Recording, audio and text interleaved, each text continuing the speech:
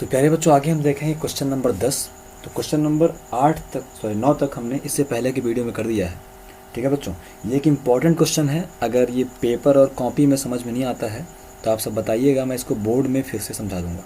ठीक है बच्चों, तो सबसे पहला काम क्या होता है, क्वेश्चन दिया है वक्र x square is equal to 4y एवं सरल रेखा x is equal to 4y-2 से घिरे भाग का क्षेत्रफल ज्ञात कीजिए। ठीक है बच्चों, तो सबसे पहला काम है, दिया है परवलय का समीकरण एक्स स्क्वायर बराबर 4y, तो इसको हमने क्या कर लिया, y is equal to x square upon 4 के जैसा बना लिया। एवं सरल रेखा दी हुई है इतना, इसको भी अपन ने y के रूप में बना लिया। ठीक है बच्चों, क्योंकि हमें फंक्शन y के रूप में लेना होता है। उसके बाद जो पहला मेन काम होता है वो होता है ग्राफ खींचना। नंबर 2 काम प्रतिच्छेद बिंदु ज्ञात करना। नंबर 3 सममित चेक करना। नंबर 4 dx लंबाई की आयताकार पट्टी खींचना। और नंबर 5 आयताकार पट्टी को दिए गए लिमिट में गति कराना। ठीक है बच्चों, सबसे पहला काम क्या होगा, हमारा डायग्राम बनाना। अब हम बनाएंगे डायग्राम। तो ये हमारा हो गया, मान लो एक्स एक्सिस, क्या हुआ बच्चों, ये हमारा एक्स एक्सिस हो गया, ये हमारा एक्स डैश हो गया, और ये हो गया बच्चे लोग हमारा वाई एक्सिस। क्या हो गया हमारा, ये वाई एक्सिस, मतलब ये हमारा हो गया वाई और ये हो गया हमारा वाई डैश। ठीक है, अब आप सबको पता है एक्स स्क्वायर बराबर 4y, ये अपवर्ड पैराबोला है ना। आप सबको पता है पैराबोला 4 प्रकार के होते हैं, अब बताने की आवश्यकता नहीं है। अगर आप पीछे से वीडियो पढ़ के आ रहे हो तो ये ऊपर वाला पैराबोला है।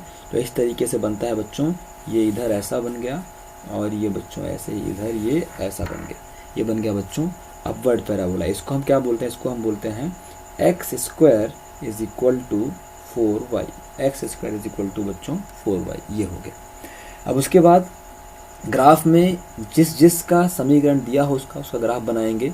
ये परवलय का समीकरण है बच्चों, तो हमने परवलय का ग्राफ बना लिया। ये सरल रेखा का समीकरण है बच्चों, तो हम सरल रेखा का ग्राफ बना लेंगे। अब प्यारे बच्चों, सरल रेखा का ग्राफ बनाने के लिए आपको 2 तरीके मैंने पहले भी बताए थे। या तो इसको x इज इक्वल टू 0 और y is equal to 0 put करके x और y की वैल्यू निकाल लो, या फिर आप इसको y is equal to mx plus c के जैसा लिख के प्रवणता निकाल लो और लगभग डायग्राम बना लो। क्योंकि ये डायग्राम बच्चों एग्जैक्ट नहीं होता है, यह एक लगभग डायग्राम है ना, यह एक रफ डायग्राम होता है बच्चों। इसको आप जो मेजरमेंट है थोड़ा बहुत ऊपर नीचे कर सकते हो। जैसे हम बात करें कि x इज इक्वल टू, एक बार फिर से आपको बता ही दें कि x is equal to 4y-2 के ग्राफ खींचने के कितने तरीके हैं।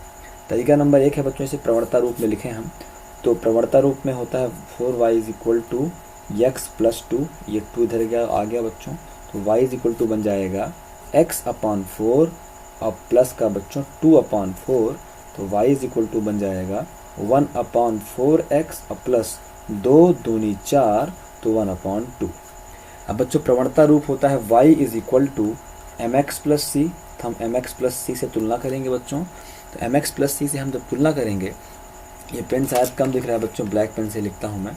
y is equal to mx plus C से हम तुलना करेंगे प्यारे बच्चों, तो आप देखो y के स्थान पे y, तो m के स्थान पे क्या है, m के स्थान पे अपन को 1/4 है।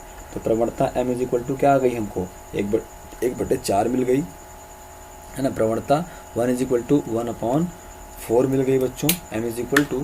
और c क्या होता है, c होता है y अक्ष से काटा गया अंतःखंड, तो हमें c की वैल्यू मिल गई प्यारे बच्चों, कितनी मिल गई, c की वैल्यू 1/2 मिल गई। मतलब ये उस रेखा का समीकरण है जो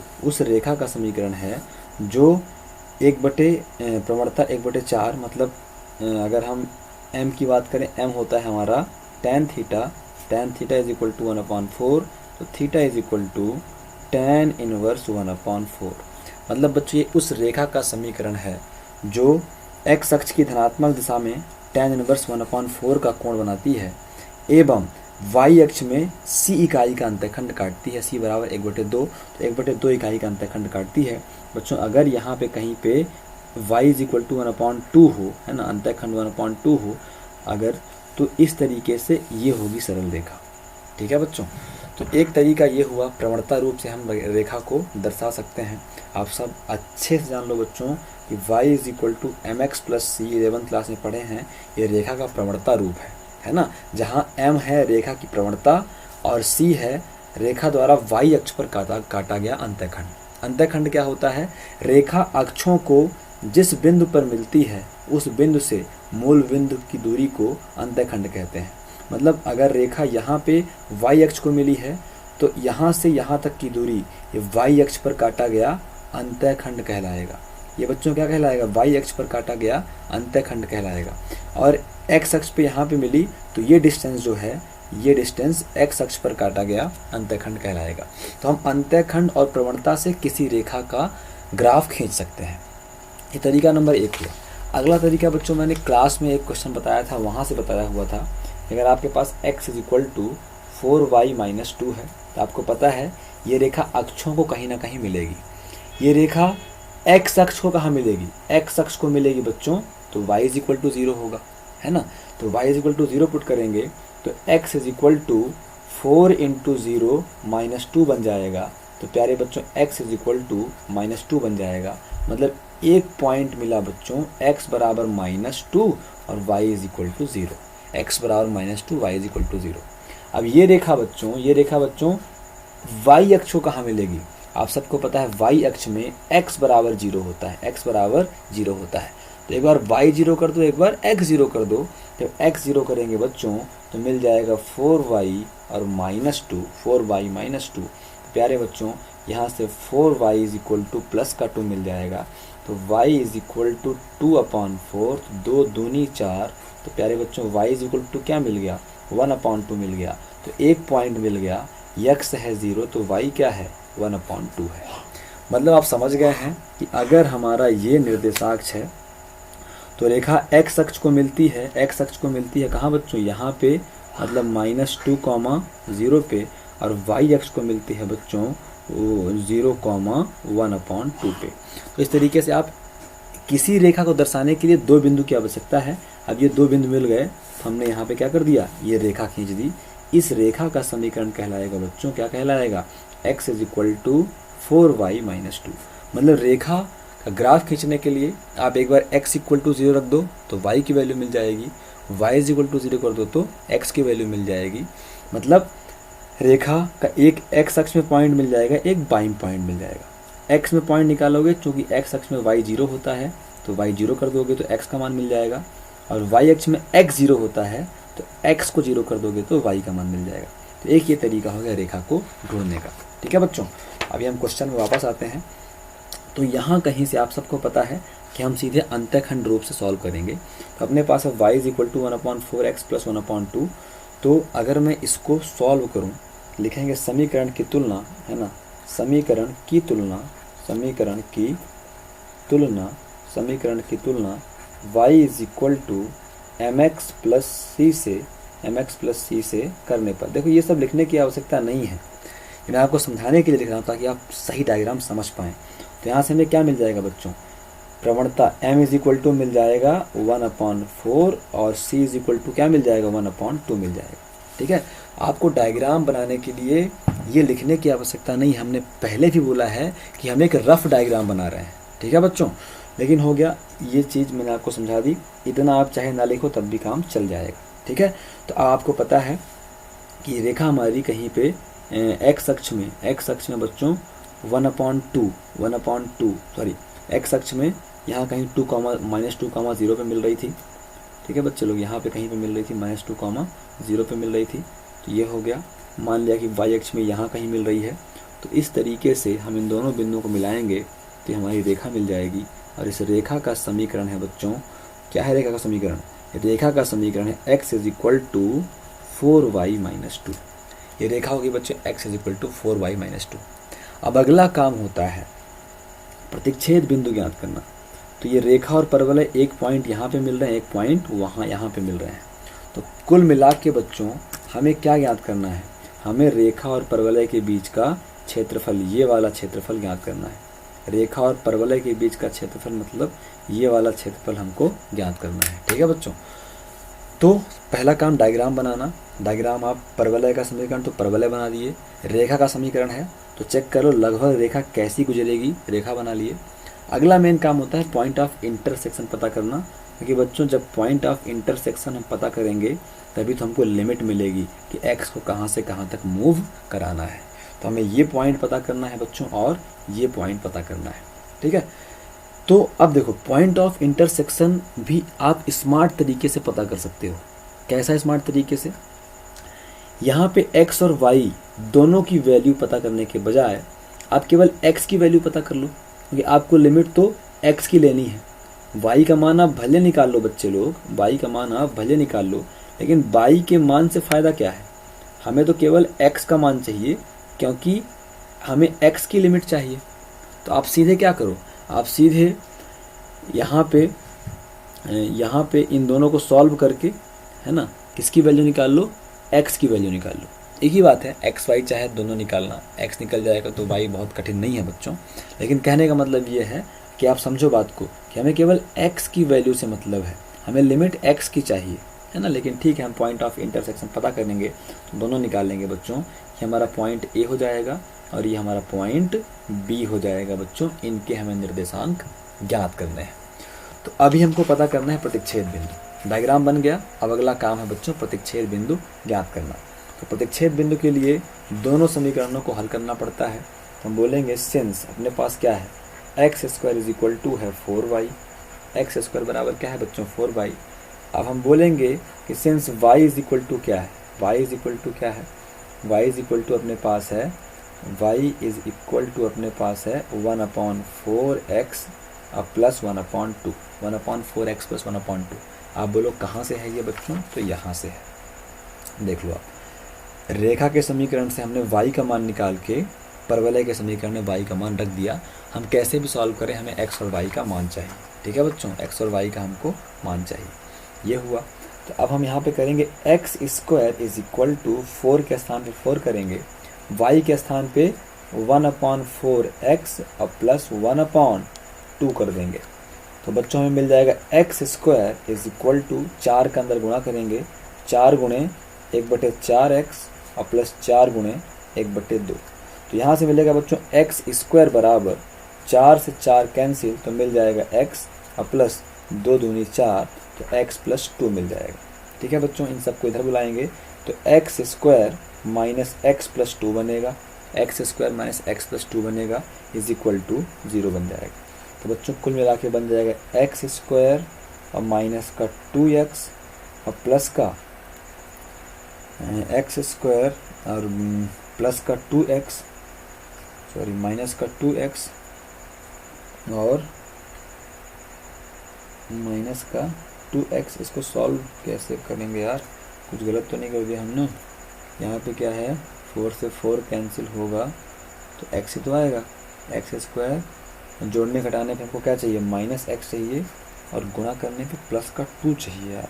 ओहो, यही माइनस होगा। ठीक ठीक ठीक ठीक, अब ठीक है, इधर आया तो ये भी नेगेटिव होगा। अब ठीक है, तो माइनस का 2x और प्लस का x और माइनस का 2 इज इक्वल टू 0। ठीक है बच्चों, तो x कॉमन निकाल लेंगे तो क्या आ जाएगा, x माइनस 2 आ जाएगा और प्लस बच्चों माइनस का यहाँ पे क्या है 2 है और यहाँ पे प्लस का 1 कॉमन निकाल लेंगे तो x माइनस 2 आ जाएगा इज इक्वल टू 0। अब बच्चों इन दोनों से क्या कॉमन निकलेगा, इन दोनों से कॉमन निकल जाएगा x माइनस 2 और यहाँ पे है बच्चों x plus 1 is equal to 0। तो कुल मिला के x की वैल्यू हमको मिल जाएगी बच्चों, यहाँ से मिलेगी -1 और यहाँ से मिल जाएगी प्लस का 2। अब वही मैंने कहा था कि x की वैल्यू ही तो काफ़ी है, हमें लिमिट किसकी चाहिए, x की तो चाहिए। तो x बराबर -2 यहाँ पे मिल गया, x बराबर -2 यहाँ पे मिल गया और x बराबर +1 में यहाँ पे मिल गया। तो हमें इंटरसेक्शन पॉइंट निकालने की आवश्यकता भी नहीं है। बच्चों समझ में बात आ रही कि नहीं आ रही है, हमें तो केवल x की लिमिट चाहिए ना, क्योंकि हम रेक्टेंगुलर स्ट्रिप तो x अक्ष पे लगाएंगे तो लिमिट हमें x के सापेक्ष x की चाहिए, क्योंकि समाकलन हम x के सापेक्ष करने वाले हैं। तो अब आपका मन, आप y का मान निकालो चाहे ना निकालो, x की वैल्यू से काम चल जाएगा। जिन लोग को आदतन बड़ा काम करना है उनके लिए निकाल देता हूँ, बाकी आपका काम हो चुका है। आप पहले ही दिमाग लगा लिया करो कि समाकलन x के सापेक्ष करना है कि y के सापेक्ष। अब चूँकि इस डायग्राम के हिसाब से लग ही रहा है कि x के सापेक्ष करना ज़्यादा बेटर है ना बच्चों, x के सापेक्ष करना ज़्यादा बेटर है। तो चूँकि हम समाकलन x के सापेक्ष करने वाले हैं तो लिमिट x की होगी, तो हमें सिर्फ x की वैल्यू से मतलब है बच्चों और किसी चीज़ से मतलब नहीं है। एक बार और चेक कर लें हम, हमारा वैल्यू तो गलत नहीं आया कि हमारा आंसर ही गलत आ जाए फिर बाद में। तो अपन ने क्या किया, एक्स स्क्वायर बराबर 4y था, y इज इक्वल टू था हमारा 1/4x प्लस 1/2, 1/4x प्लस 1/2, है ना। तो बच्चे लोग आगे बढ़े तो यहाँ पे हमने क्या रखा, x square is equal to 4y, 1/4x plus 1/2, x हो गया और 2 दूनी 4 हो गया, प्लस 2 हो गया, दोनों इधर आए, दोनों माइनस हो गए, तो जोड़ने घटाने पे -1 आए तो बिल्कुल आएगा, और गुणा करने पे -2 आए, बिल्कुल आ रहा है, ठीक है। तो यहाँ से x कॉमन निकाला, x - 2 बचा, यहाँ +1 कॉमन निकालिए, x - 2 बचा, बिल्कुल राइट आ रहा है। सॉरी गलत हो गया ना वहाँ पे डायग्राम में, x बराबर -1 बाई, x के 2 मान हैं, एक -1 है और एक +2 है, तो ये बच्चों -1 है यहाँ पे, और ये हमारा मान क्या है, +2 है, ये आ गया। तो आप चाहे तो y का मान क्यों निकालोगे, फिर भी मैं निकाल देता हूँ, कुछ लोग परेशान करेंगे कि आपने इंटरसेक्शन के लिए बोला था तो निकालो ही। सीधे बोलेंगे कि जब x इज इक्वल टू -1, जब x इज इक्वल टू -1, इस केस में y की वैल्यू क्या हो जाएगी बच्चों, तो हम बोलेंगे कि सिंस x स्क्वायर बराबर है 4y, तो -1 है तो -1 का स्क्वायर 1 बराबर 4y, तो y इज इक्वल टू क्या बन जाएगा बच्चों, 1/4 बन जाएगा। तो और क्या बोलेंगे हम, और हम बोलेंगे बच्चों जब x इज इक्वल टू 2 है, हम बोलेंगे सिंस x स्क्वायर बराबर अपने पास है 4y, x स्क्वायर मतलब 2 का स्क्वायर बराबर है 4y, तो बच्चों y इज इक्वल टू कितना हो जाएगा, 1 हो जाएगा। तो अतः प्रतिच्छेद बिंदु, अतः प्रतिच्छेद बिंदु, मैं फिर से बोल रहा हूँ बच्चों, प्रतिच्छेद बिंदु की हमें आवश्यकता नहीं है। अतः प्रतिच्छेद बिंदु, पहला प्रतिच्छेद बिंदु क्या मिला, x बराबर -1 रखने पे y बराबर 1/4 मिला, एवं दूसरा प्रतिच्छेद बिंदु क्या मिला बच्चों, x बराबर 2 रखने पे y बराबर 1 मिला। इतना है, ठीक है बच्चों लोग, अतः प्रतिच्छेद बिंदु इतने हैं। तो अब हमें प्रतिच्छेद बिंदु चाहो तो कर दो, x अगर -1 है तो y क्या है फिर 1/4 है, और अगर x हमारा -2 है तो y क्या है बच्चों, 1 है। मैं फिर से कह रहा हूँ बच्चे लोग, प्रतिच्छेद बिंदु की आवश्यकता नहीं है, केवल x की वैल्यू की आवश्यकता है, क्योंकि हम समाकलन x के सापेक्ष करने वाले हैं, तो हमें लिमिट x की चाहिए, मतलब केवल x की वैल्यू चाहिए।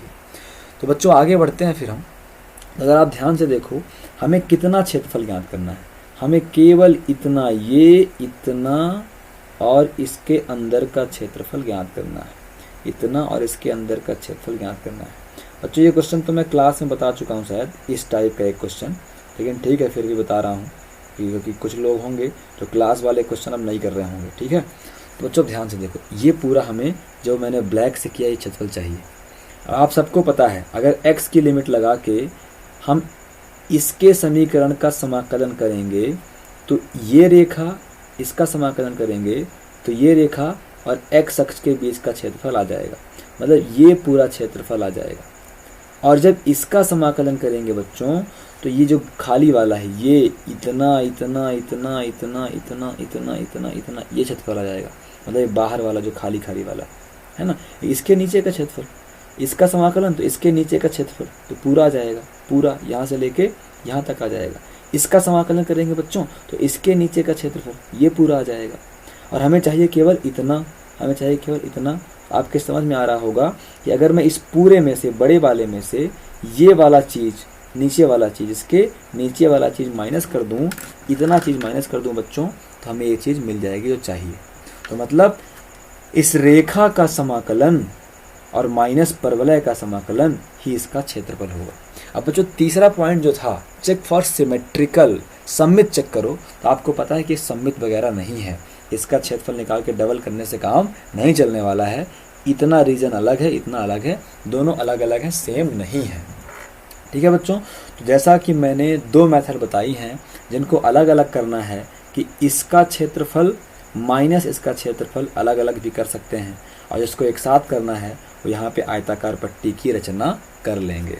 तो पहले मैं बताता हूँ बच्चों अलग अलग वाला, और फिर मैं दोनों इकट्ठा वाला ही बता दूंगा। तो हम बोलेंगे प्यारे बच्चों, अतः अभीष्ट भाग का क्षेत्रफल बराबर, अतः अभीष्ट भाग का, अतः अभीष्ट भाग का, बहुत बेकार लाइट है बच्चों, आ जा रही है। अतः अभीष्ट भाग का क्षेत्रफल बराबर, अतः अभीष्ट भाग का क्षेत्रफल बराबर अभिष्ट भाग का क्षेत्रफल क्या है बच्चों? अभिष्ट भाग का क्षेत्रफल क्या हो जाएगा?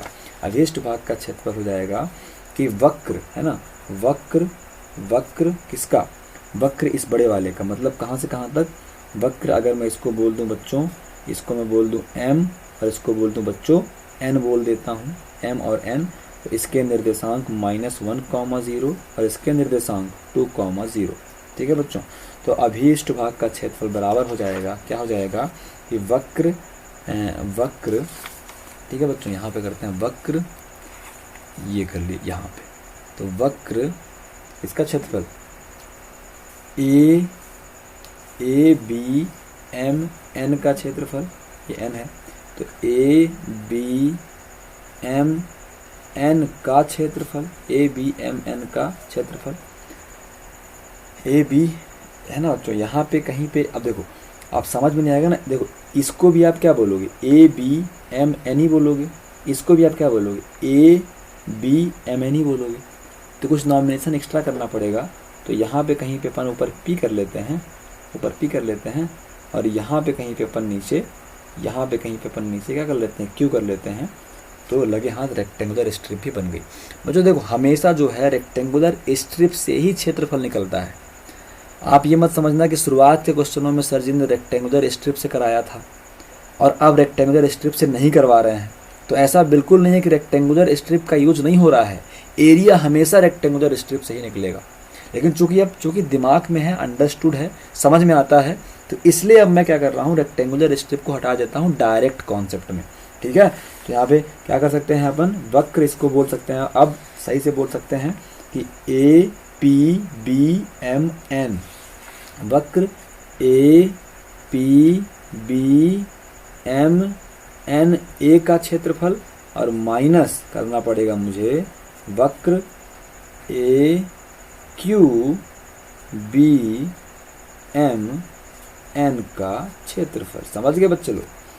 ए P B M N A का क्षेत्रफल मतलब बड़ा वाला क्षेत्रफल, माइनस करना पड़ेगा A Q B M N का क्षेत्रफल, छोटा वाला क्षेत्रफल। इस तरीके से तो प्यारे बच्चों, आप सबको पता है ये जो हमारा बड़ा वाला क्षेत्रफल है, बड़ा वाला क्षेत्रफल है, इंटीग्रेट, आप सबको पता है इंटीग्रेशन, इसका क्षेत्रफल क्या निकलेगा? इसका क्षेत्रफल कैसे निकलेगा? किस समीकरण के अंदर है? इस समीकरण के अंदर है, तो इस समीकरण के y का dx लिमिट -1 से 2, तो हम पहले y क्या बोलते हैं बच्चों? y1 बोलते हैं dx, और लिमिट क्या है? -1 से है बच्चों 2, और फिर माइनस है ना, बड़े वाले में छोटा वाला माइनस करना है। इंटीग्रेशन फिर से लिमिट बच्चों -1 से 2 ही रहेगी, तो बन जाएगा बच्चों -1 से 2 बन जाएगा, -1 से बच्चों 2 बन जाएगा, और दूसरे को हम बोल देते हैं y2 dx। बच्चों y1/2 क्यों बोल रहे हैं? इससे भी हमको रेखा से भी y ही निकलेगा, परवलय से भी y ही निकलेगा, तो कन्फ्यूज़न होगा। तो जो पहला वाला मतलब जो ऊपर वाला हो, हमेशा ऊपर वाले में से नीचे वाले को आप माइनस करोगे, तो जो ऊपर वाला हो उसे आप y1 कर लेना, नीचे वाले को आप y2 कर लेना, कोई दिक्कत नहीं होगी। प्यारे बच्चों, इसको आप फर्दर सॉल्व करते हैं तो इज इक्वल टू इंटीग्रेशन -1 से 2, y1 क्या है? y1 है सरल रेखा, y1 क्या है बच्चों? सरल रेखा है, तो हम बोलेंगे सिंस, है ना, सिंस y इज सरल रेखा का समीकरण, सरल रेखा का समीकरण है ना बच्चों, सरल रेखा का समीकरण क्या था? सरल रेखा के समीकरण से हमको ये y, जो सरल रेखा का समीकरण है उससे y निकालो, वो y1 कहलाएगा, है ना बच्चों। तो y इज इक्वल टू है अपने पास 1/4x और +1/2, मतलब y1 क्या है? y1 है सरल रेखा, पहला वक्र, तो y1 कहलाता है। मतलब ये हो गया बच्चों y के स्थान पे, y1 के स्थान पे हो गया 1/4x और +1/2, ये हो गया बच्चों y1। अब लगा दिया हमने dx, और फिर माइनस, और इंटीग्रेशन -1 से 2, y2 क्या होगा बच्चों? परवलय का समीकरण, ठीक है बच्चों। तो परवलय का समीकरण था x² is equal to 4y, तो यहाँ से हमको y मिल गया था x²/4, है ना बच्चों। तो y2 क्या होगा? परवलय का समीकरण, तो y2 के स्थान पे अपन क्या लिखेंगे? परवलय का y हो जाएगा बच्चों एक्स स्क्वायर अपॉन 4 और dx के स्थान पे कर देंगे dx। यहाँ तक कोई दिक्कत प्यारे बच्चों को? कोई दिक्कत नहीं होनी चाहिए। अब करेंगे अपन कुछ का तो डायरेक्ट समाकलन कर देंगे बच्चों। तो ये समाकलन होता है तो ये लग जाता है 1/4 बाहर जाएगा, तो 1/4 बाहर कर लिया हमने। x का समाकलन होगा एक्स स्क्वायर अपॉन 2, ठीक है। अब प्लस 1/2 का समाकलन होगा बच्चों 1/2x। Upper limit minus lower limit, तो -1 यहाँ लगाएंगे, 2 यहाँ लगा देंगे। फिर बच्चों माइनस तो माइनस है, 1/4 बाहर जाएगा, 1/4 बाहर जाएगा, एक्स स्क्वायर है तो बन जाएगा बच्चों x³ अपॉन 3। इसका समाकलन क्या होता है x³ अपॉन 3 और -1 से 2 यहाँ लगा देंगे। यहाँ बगल में कहीं लिख देंगे, है ना बच्चों, जो ऊपर वाले का था, यहाँ कहीं लिख देंगे since we know that integration x power n dx बराबर होता है x power n+1 upon n+1 और प्लस c। प्यारे बच्चों ध्यान रहे, समाकलन में जितने फार्मूले हों मुझे लिखना भूल जाता है, लेकिन आपको नहीं भूले, क्योंकि 5-6 नंबर मुझे नहीं आपको लेने हैं। जितने फार्मूले आप लगाओ उतने ज़रूर आप लिखो कि ये फार्मूला आपने लगाया हुआ है। अब बच्चों अगला काम है या तो सिंप्लीफाई कर लें या फिर upper limit minus lower limit अभी से कर देते हैं, ठीक है बच्चों। तो upper limit minus lower limit करने से अच्छा कि एक बार सिंप्लीफाई कर लें हम।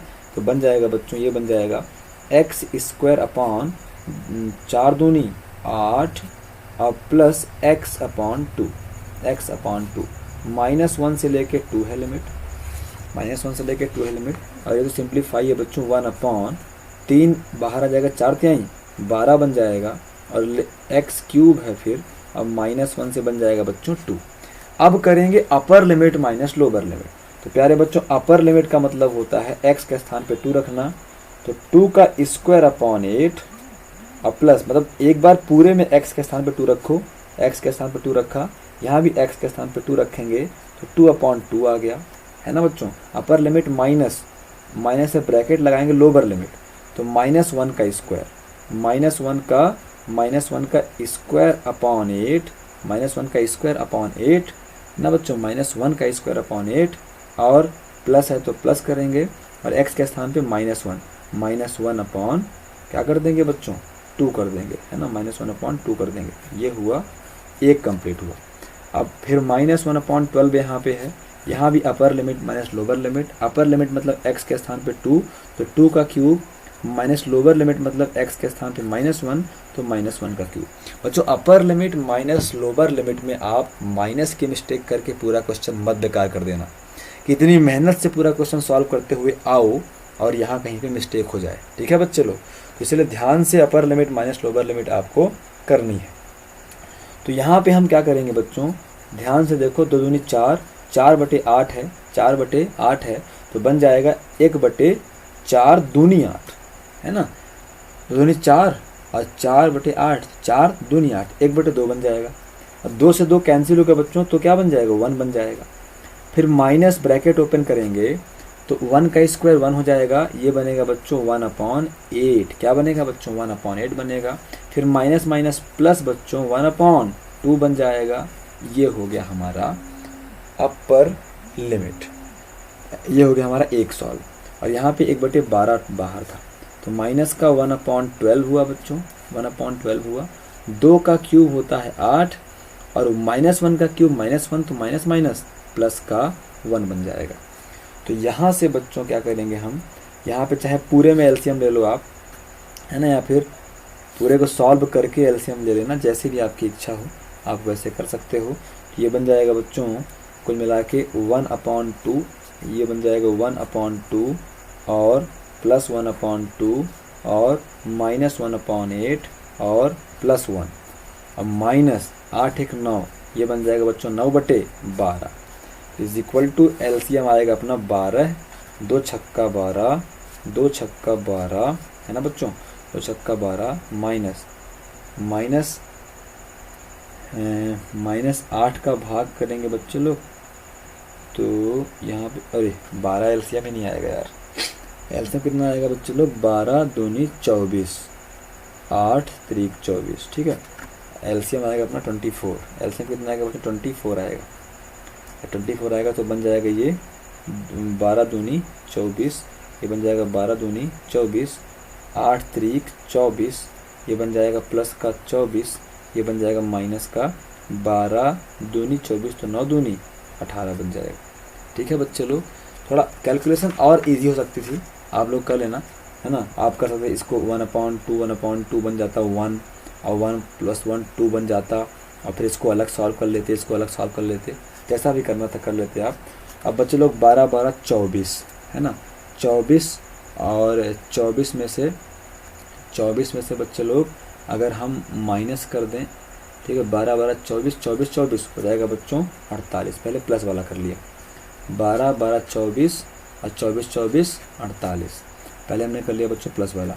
और फिर माइनस 18 है, 18 माइनस 18 माइनस 3 हो जाएगा बच्चों -21। अपॉन में क्या है बच्चों 24 है।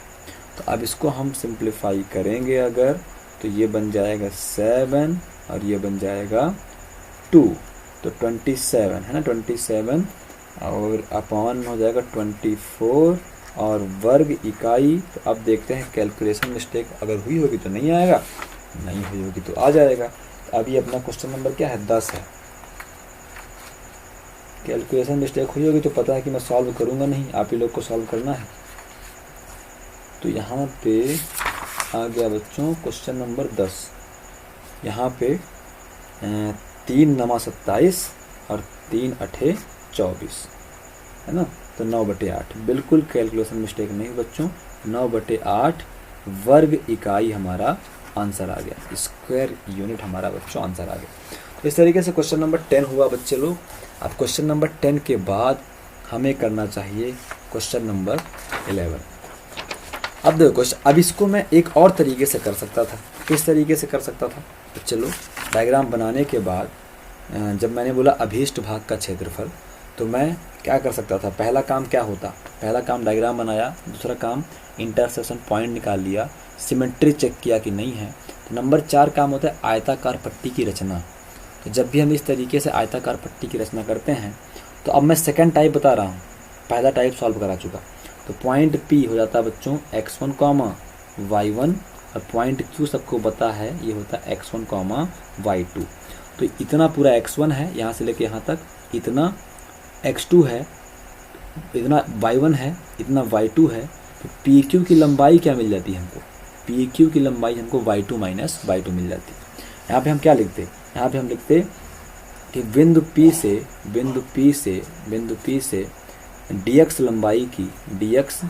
लंबाई की आयताकार पट्टी है ना, आयताकार पट्टी की रचना की, जैसा अपन करते थे रचना की।